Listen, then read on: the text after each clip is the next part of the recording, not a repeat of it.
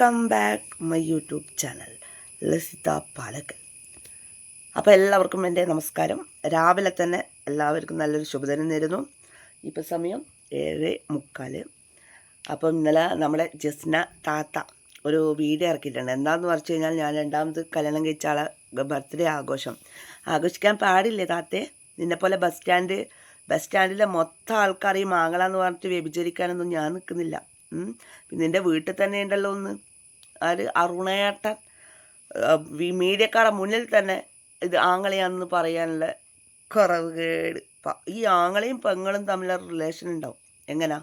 നിങ്ങളെല്ലാവരും കണ്ടിട്ടുണ്ടാവുമല്ലോ ആങ്ങളെയും പെങ്ങളും തമ്മിലുള്ള റിലേഷൻ എന്താണെന്നുള്ളത്. ഈ ബസ് സ്റ്റാൻഡ് കക്കൂസ്, അതായത് ജസ്ന സലീം എന്ന ബസ് സ്റ്റാൻഡ് കക്കൂസ് കളിക്കുന്ന ഈ ആങ്ങള പെങ്ങൾ റിലേഷനാണോ ഈ അരുണും ജസ്നയും തമ്മിൽ കളിക്കുന്നത്? എനിക്ക് തോന്നുന്നില്ല. കാരണം എന്ന് ചോദിച്ചു കഴിഞ്ഞാൽ, ഞാൻ ഒരുപാട് ആൾക്കാരെ കണ്ടിട്ടുണ്ട്. പക്ഷേ ഇമാതിരി ബസ് സ്റ്റാൻഡ് കക്കൂസിൽ ഞാൻ ആദ്യമായിട്ട് കാണുന്ന. കെട്ടിട്ട് പീഡിപ്പിച്ചു, ഇരുന്ന് പീഡിപ്പിച്ചു, പിന്നെ ബസ്സിൽ നിന്ന് കയറുമ്പം പീഡിപ്പിച്ചു. ഇങ്ങനെ നാനാ കേസുകൾ കൊടുത്ത ബസ് സ്റ്റാൻഡ് കക്കൂസാണ് ഞാനൊരു രണ്ടാമത് കല്യാണം കഴിച്ചത് കൊണ്ട് പറയുന്നത്. അപ്പം നിങ്ങൾക്ക് മനസ്സിലായില്ലേ ഈ ബസ് സ്റ്റാൻഡ് കക്കൂസിൻ്റെ നിലവാരം എത്രയാണ് എന്നുള്ളത്? ജസ്ന സലീം എന്ന ബസ് സ്റ്റാൻഡ് കക്കൂസിൻ്റെ നിലവാരം. രണ്ടാമത്തെ കാര്യം എന്ന് വെച്ച് കഴിഞ്ഞാൽ, നീ എന്തുകൊണ്ടാണ് നിൻ്റെ സലീം കാക്കേന ഒന്ന് വീഡിയോയിൽ പോലും ഒന്ന് കാണിക്കാത്തത്? എന്തുകൊണ്ടാടി കാണിക്കൂല? നീ ധൈര്യം ഉണ്ടെങ്കിലൊന്ന് ധൈര്യത്തോടെ നിൻ്റെ ഈ ബസ് സ്റ്റാൻഡ് കക്കൂസിൻ്റെ ഭർത്താവിനൊന്ന് കാണിക്ക്. പിന്നെ എനിക്ക് 3 സഹോദരിമാരുണ്ടല്ലോ. ഈ 3 ആൾക്കാരെയും വെച്ചിട്ട് നിനക്ക് ധൈര്യം ഉണ്ടെങ്കിൽ ഒന്ന് വീഡിയോ ചെയ്യും. അതല്ല അതിൻ്റെ ഒരു ഇത്.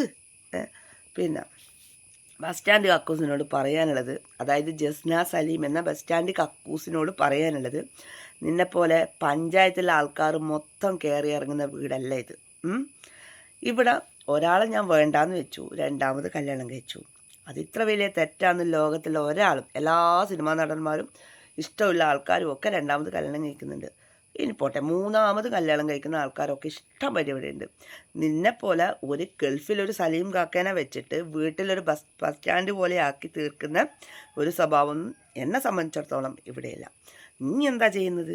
സലീം കാക്കേനെ അവിടെ വെച്ചുകൊണ്ട് ഇവിടെ നിന്നിട്ട് ബസ് സ്റ്റാൻഡ് കക്കൂസിനെ പോലെ ഓരോ ആൾക്കാരെയും 5000 2000 ലേലം വിളിച്ച് പോകുന്നത് കുറച്ചെങ്കിലും നമുക്കറിയാം. പോയ ആൾക്കാരുടെ ഡീറ്റെയിലും ഉണ്ട്. വേണമെന്നുണ്ടെങ്കിൽ അടുത്ത വീഡിയോയിൽ ഞാൻ പറഞ്ഞുതരാം. പിന്നെ അരുണിനോട്, മോനെ, ഇനി അത്ര വലിയ ഇതൊന്നും അളിക്കേണ്ട ആവശ്യമൊന്നുമില്ല. നിൻ്റെ എക്സ് ലവ് എന്താണ് പറഞ്ഞത് എന്നും അറിയാം. അപ്പോൾ അടുത്ത വീഡിയോ ഒക്കെ ആയിട്ട് തയ്യാറായിട്ടിരുന്നു. ഇപ്പം ഇത്ര മതി, ചെറിയ കട്ടിങ്. അപ്പം ബസ് സ്റ്റാൻഡ് താത്തനോടാണ് പറഞ്ഞത്, മനസ്സിലായിരുന്നല്ലോ.